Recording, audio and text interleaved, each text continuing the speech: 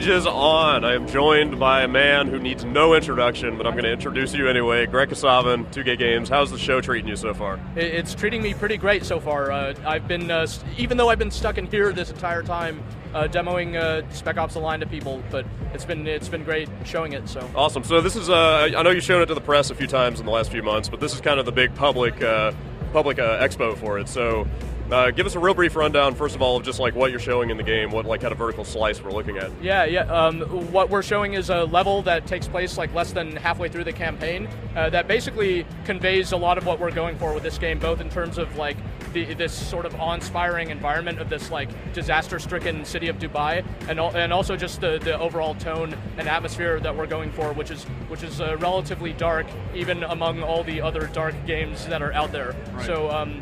I think 2K is pretty well known for like having games with like a very specific and like inspired atmosphere, and that's what they're trying to bring to the table of this game. So it's cool to see people's reaction. People come out of there, feeling relatively shell-shocked and stuff like that. So that's kind of what we're going for. Let's face it, war is hell in all its forms. But you guys seem to really be taking like the unsettling nature of warfare to a pretty dark and sort of internal or intimate place. Can you kind of give us an indication of how you're sort of like penetrating the heart of the player of the game? Yeah, one of the sort of literary inspirations for the story is Joseph Conrad's Heart of Darkness, and we're going for this story that is sort of this journey into the heart of darkness as you push deeper into Dubai, and the part of the significance of the subtitle here is the line between what's moral and justified versus what's necessary to the mission, and being in these situations that are like really uncomfortable and have no obvious right answer, but you have to do something, and you realize that even if you stop and become paralyzed, that's still taking an action.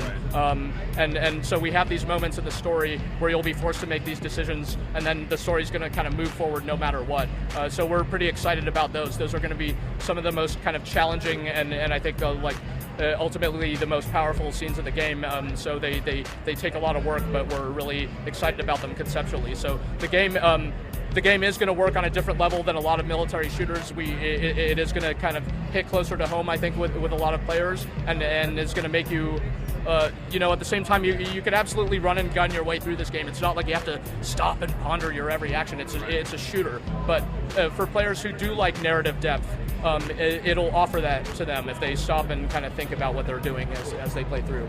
When those moments of choice come up, my impression from the demo was, you're not going to be prompted, press A to take this action, B to do that. It seems like it kind of plays out within the game engine. Can you elaborate on that a little bit? That's your impression is exactly right. The idea of our decision scenes is absolutely not that you're prompted to choose A or B.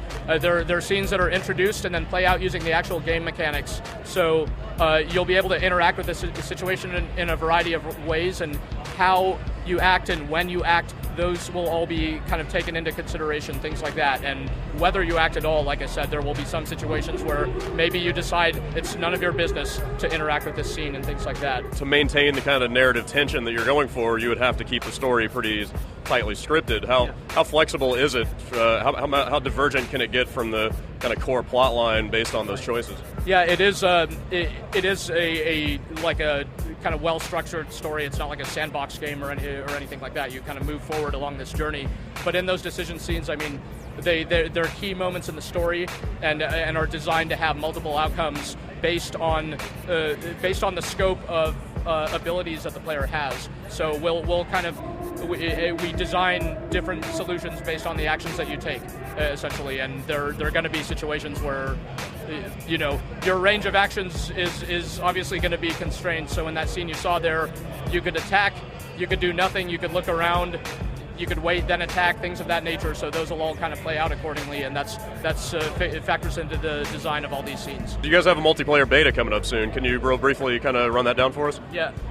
We will be starting a multiplayer beta, but we're mum on the details of it, except to say, it'll be on Xbox Live. It's a closed, like, exclusive beta. It's not a marketing beta like most betas are these days. So this is one of those old-fashioned betas where the game actually isn't done, and we actually want feedback to make the game better. That's what this thing is, and it's a representation of our commitment to making the multiplayer really good. I mean, again, it's like the shooter market is.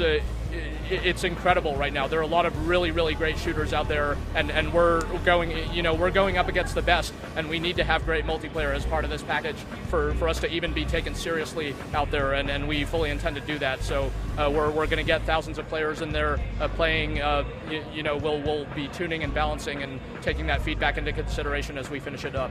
Very cool. Now I want to ask. I know you've been chained to this admittedly very elaborate and nicely air-conditioned room. Have you heard about or seen anything else at E3 that really has piqued your interest? What, like, if you had like 30 minutes to get out there, what is the one thing you would go straight to? Oh man, what is the one thing? So we were just talking about the Mortal Kombat before the show. The Mortal Kombat. Yes, the Mortal Kombat. I like the fact that the new Mortal Kombat game looks like a throwback to Mortal Kombat 2. Looks really, I love that game.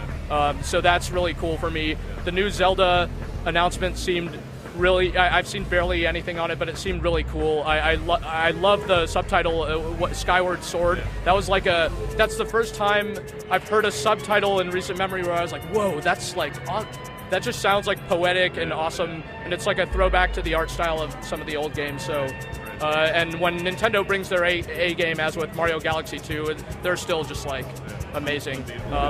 It seems like there's a lot of really fantastic stuff at the show. Really, a lot of great shooters, obviously.